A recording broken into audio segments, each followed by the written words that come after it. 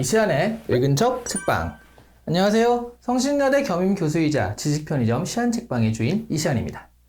한국미술하면 생각나는 것은요, 겸재정선 혹은 뒤에 보이는 김홍도의 그림들, 아니면 이중섭의 소? 이런 정도가 아닐까 싶은데요. 물론 훨씬 더 많은 이미지를 생각하시는 분도 있으시겠지만 사실 한국 미술, 특히 근대 미술에 대해서는 대부분은 아마 잘 모르실 겁니다. 고흐의 노란방이라든가 고갱의 타히티섬 같은 이야기들은 잘 아는데요. 한국 작가들에 대해서는 그런 이야기들을 많이 모르죠. 사실 대중들이 미술을 이해하는 좋은 방법 중 하나는요, 작가의 스토리거든요. 우리가 서양 미술을 접할 때도요, 작품 이면의 스토리나 작가의 이야기를 통해서 작품에 대한 감상을 가지게 될 때가 많습니다.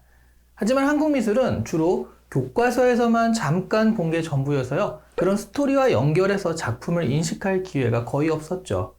오늘 소개해드리는 책이 한국 작가들의 스토리와 개별 작품들을 연결시켜주는 책입니다. 이미 서양 미술 작품을 그런 식으로 소개해서 엄청난 베스트셀러가 되었던 방구석 미술관이라는 책이 있었죠. 이 책은 바로 그 책의 후속편입니다. 방구석 미술관 2 한국편입니다. 모두 다는 아니지만요, 한국 작가들의 공통점 가운데 유난히 많은 것 하나는요, 살만한 집 자제였다는 것입니다.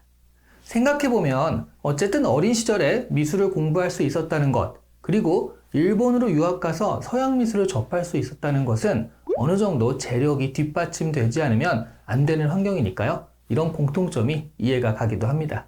그런데 또 두 번째 공통점은요, 끝까지 잘 산 사람도 흔치 않다는 거예요.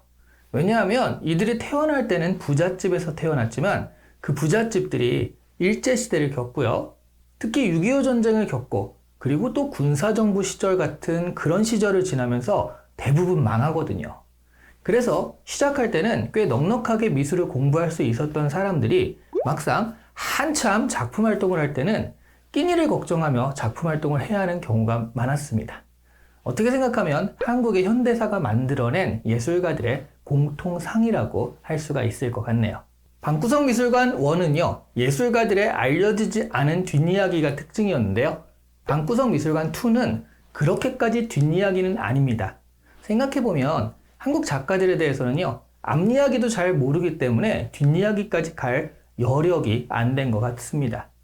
그러니까 고흐에 대해서 이야기한다 치면요, 그의 인생에 대해서는 어느 정도 알고 있는 사람들이 웬만큼 있잖아요. 그래서 사실은 고흐가 앱상트 술 중독이었다느니 하면서 다른 이야기를 할 수가 있는 거거든요. 그런데 한국 작가들은 얼핏 이름도 처음 들어본 사람인데다가 근데 걷다 대고 다짜고짜 사실은 이 사람이 이랬다 라고 이야기할 수는 없는 거죠. 그의 인생과 작품에 대한 이야기를 먼저 알아야 합니다. 그래서 방구석 미술관 2는요, 전작에 비해서 가벼움을 빼고 진지함을 더했습니다. 그런 까닭에 우리는 이중섭, 김환기, 백남준 외에도요, 더 많은 작가들을 만날 수 있게 되었습니다.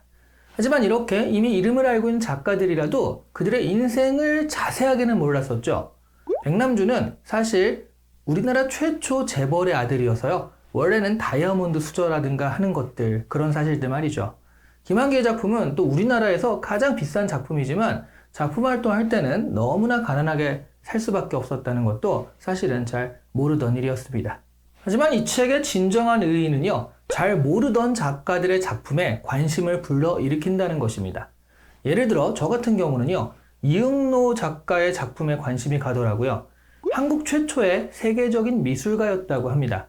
원래는 훈장을 하던 아버지에게 서예를 배우다가요, 무작정 서울로 상경해서 당시 서화의 대가였던 김규진의 집에 찾아가 제자가 됩니다.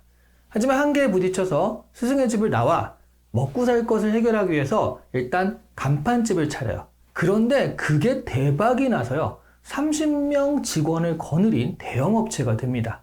일반적인 사람 같으면요, 옳았구나 하고 사업에 올인할 텐데요, 이응노는 먹고 살 문제가 해결되자마자 사업을 동생에게 맡기고 나서요, 다시 그림을 그립니다. 동양화의 기법에 새로 서양화를 배워서 통합을 시도해요.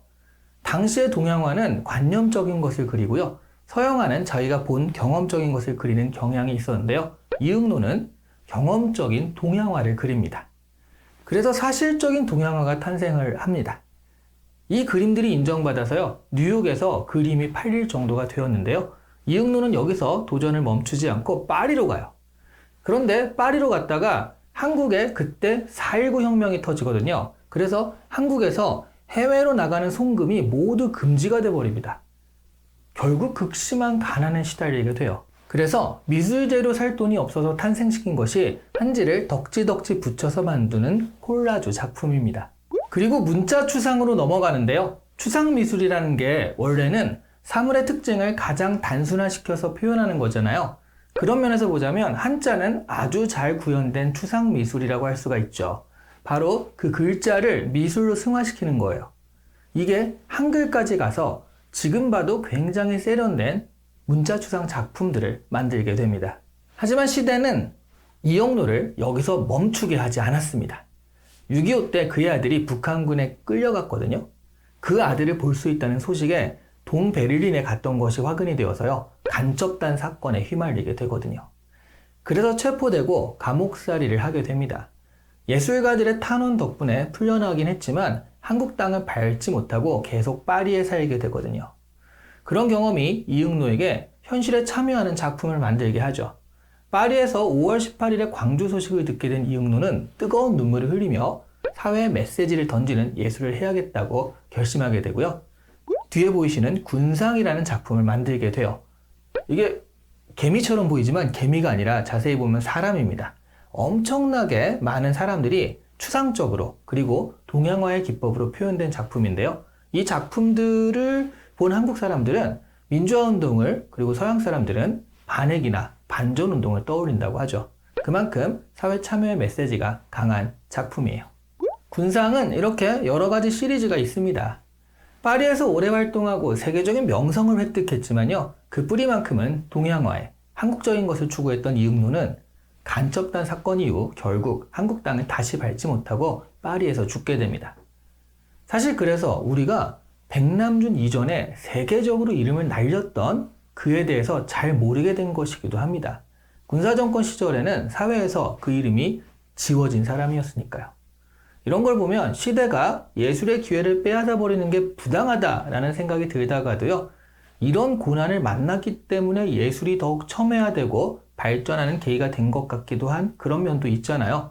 그래서 이게 좋다 나쁘다 판단하기가 애매하긴 하더라고요.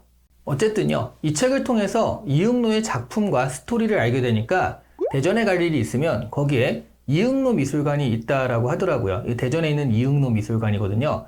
여기에 직접 가서 군상이나 문자 추상 같은 작품을 눈으로 보고 싶다라는 생각이 들었습니다. 방구석 미술관 2에서는요, 이렇게 10명의 한국 현대미술 작가들을 소개하고 있으니까 직접 읽어보시면서 가장 마음이 가고 직접 작품이 보고 싶다라고 생각되는 사람을 찾아보는 것도 좋으실 것 같네요. 오늘 이시안의 읽은 척 책방은 방구석 미술관 2였습니다. 이렇게 성공한 시리즈가 여기서 그칠 리는 없을 것 같고요. 다음 3편에는 어떤 테마로 돌아올까 은근 기대가 됩니다. 지금까지 방구석 책방이었습니다. 감사합니다.